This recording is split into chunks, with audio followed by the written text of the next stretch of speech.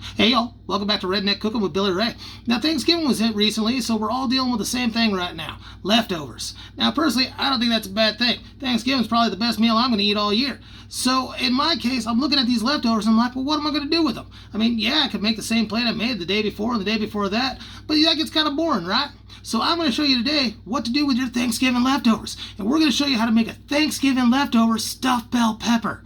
So what you got to start with is, of course, a bell pepper. You're going to take it and a knife. We're going to cut off the end, and then we're going to core this sucker. So we just kind of cut down through it, and like that. Then we take our knife, and very carefully, not to puncture anything, just going to kind of cut out the innards real quick. Get that. Trim it up a little bit.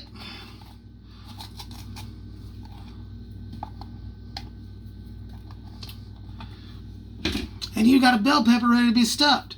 Now with all stuffed bell peppers, first thing you need to do is you need to put it in boiling water for 5 minutes to blanch it. That's the first step in every bell pepper. So we're going to do that on real quick.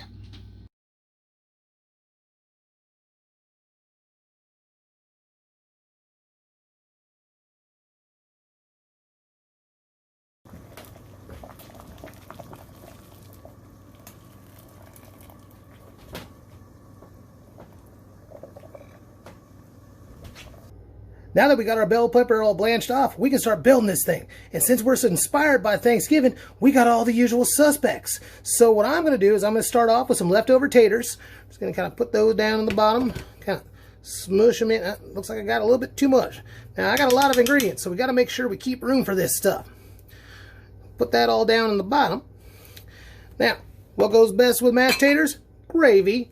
So just kind of put a little healthy dollop of gravy in there.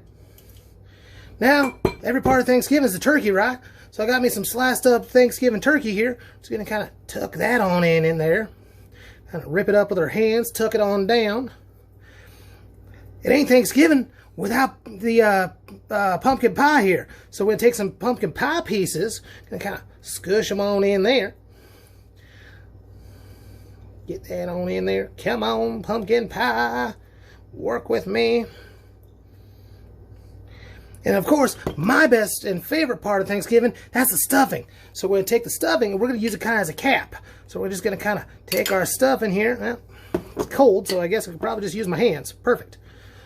We're just going to kind of finish it off that way. Kind of put our stuffing in there.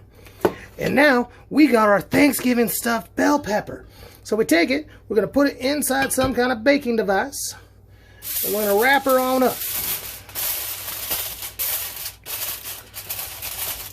Now we're going to go throw it in the hot box over there at 350 degrees. You want to bake it covered for 30 minutes, and then at the 30-minute mark, we're going to take the tin foil off here, and we're going to bake it for another 10 minutes till it's ready. Now that our bell pepper's all done cooked up, as you can see, we only got one last thing to do. You know what that is? More gravy. So we're going to take our gravy, and we are just going to coat the ever-living heck out of this. Yes! And take our big old knife. We're going to try the best we can to one-handedly cut that sucker in half. And you got Billy Ray's Thanksgiving leftover stuffed bell pepper. I'm telling you right now, this right here is one of the best ways to enjoy your after Thanksgiving meal.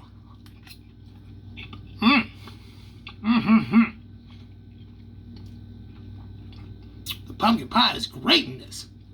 With Billy Ray signing off. Remember, you don't gotta be fancy to be gourmet.